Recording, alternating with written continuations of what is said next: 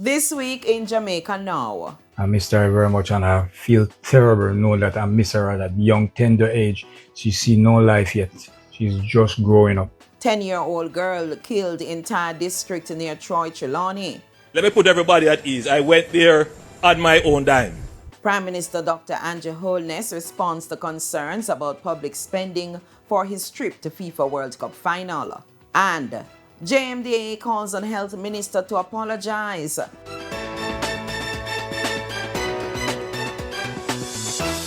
I'm Karen Madden, and this is Jamaica Now. The partially nude body of a 10-year-old Shani Coke, affectionately called Kydra, was found with her throat slashed in bushes in Tyre District near Trelawny on Tuesday evening. Police say a mob attack followed the discovery, resulting in the death of a man identified as Delroy Coke, who residents accuse of raping and killing the child. His father, Maxwell Coke, was also attacked and remains hospitalized. Her maternal grandmother, Merle Williams, who raised the child from birth, says she sent Shani to a nearby shop about 3:30 Tuesday afternoon. When the child did not return home by 4 p.m., family members and the residents began searching for her. Her body was discovered several hours later in bushes off a roadway in the Troy community. Investigators say residents inferred that Coke was responsible because of his criminal history. Police say Delroy Coke was a convicted sexual offender who had previously been arrested for sexual offenses in Portland and Trelawny. He served 5 years at the St. Catherine Adult Correctional Center for a 2019 conviction and was released in August 2025. I missed her a lot. And because she always been around me, she very man as ever. Community people love her. And all the friends and family in the neighborhood and everyone stepped out to her, and she know each person by their first name, last name, nickname. She know everybody. She's very friendly. She and everyone get along well. Don't talk about school.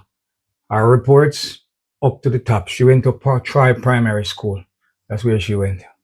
And she's 10 years of age. And she good in her academics and all these type of stuff which happens at schools and stuff like that. She go out, she do what she have to do. She master most of this craft which is at the school. Yeah. That's what I could say about my child. I miss her very much and I feel terrible knowing that I miss her at that young, tender age. She's seen no life yet. She's just growing up. Just growing up. Prime Minister Dr. Holness has addressed the social media criticism following his attendance at the FIFA World Cup final, clarifying that taxpayers did not fund his trip. Let me put everybody at ease. I went there on my own dime.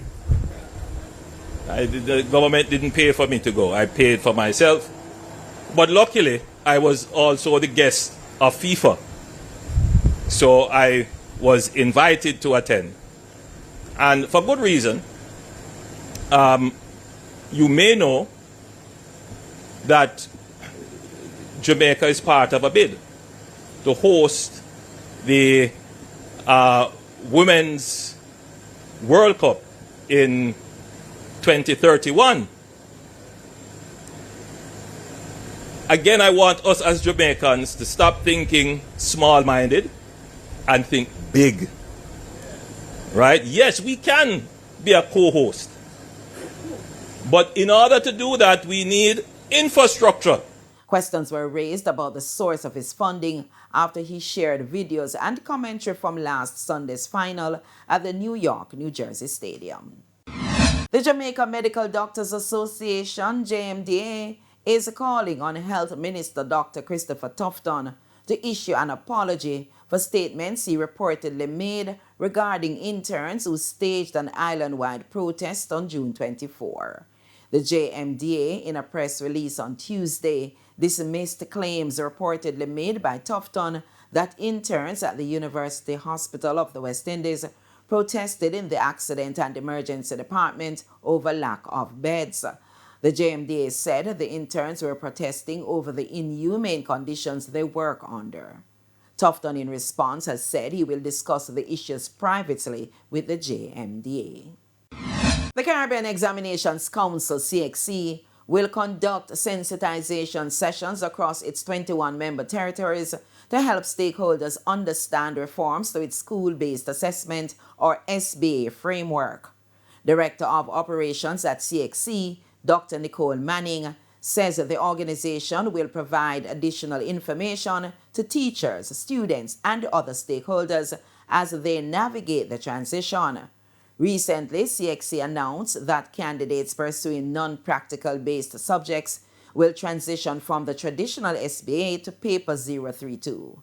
The assessment will be conducted under examination conditions with adjustments to preserve elements of extended and reflective learning.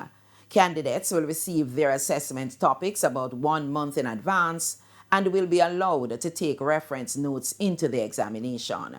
The reforms are aimed at strengthening the integrity of CXC qualifications amid the growing use of generative artificial intelligence and other technological developments affecting assessment.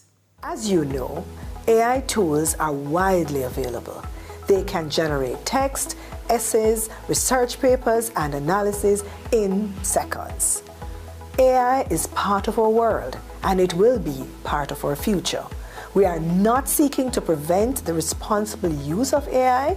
Instead, we want to harness its capabilities to support students in preparation for both SBAs and written assessments. The important distinction is this: AI may assist preparation, but students' competence must be demonstrated under controlled examination conditions without the use of AI.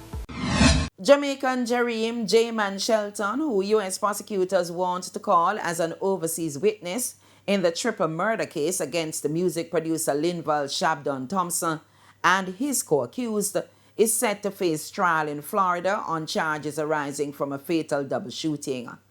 Court records show that Shelton's jury trial is scheduled to begin on November 9 before Broward County Circuit Judge Bernard Bober in Fort Lauderdale. Shelton has pleaded not guilty and remains incarcerated without bond.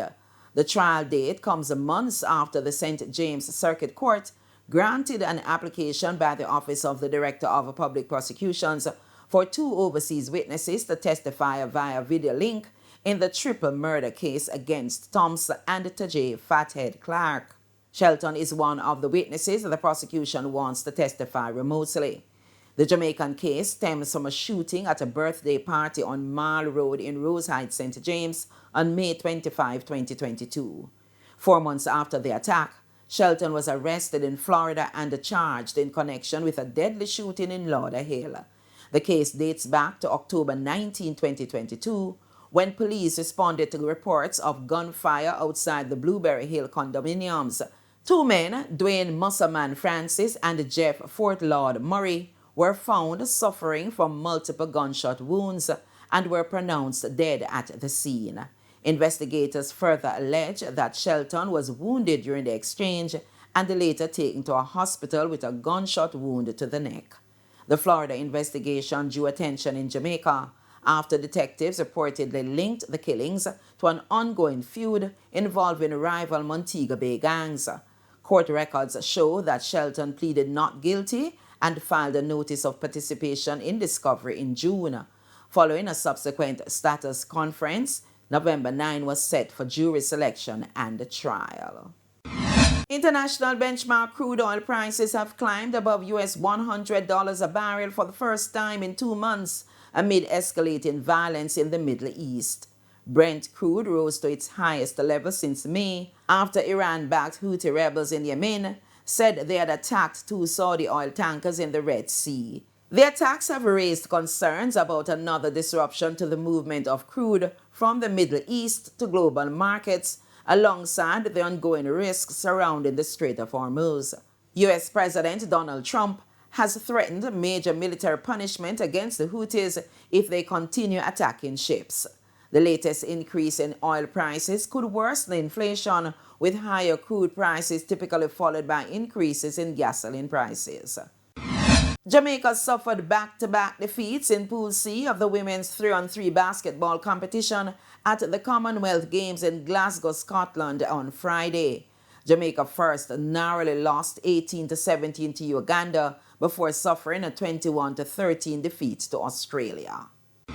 Jamaica's Reggae Boyz have been drawn in Group B of the Concacaf Nations League with fellow Concacaf powerhouses Honduras and Guatemala, as well as Suriname, Martinique, and El Salvador. The 5th edition of the tournament will be played during the FIFA match windows of September to October and November 2026, before culminating in March 2027 with the Concacaf Nations League finals for League A and for the first time centralized championships for Leagues B and C.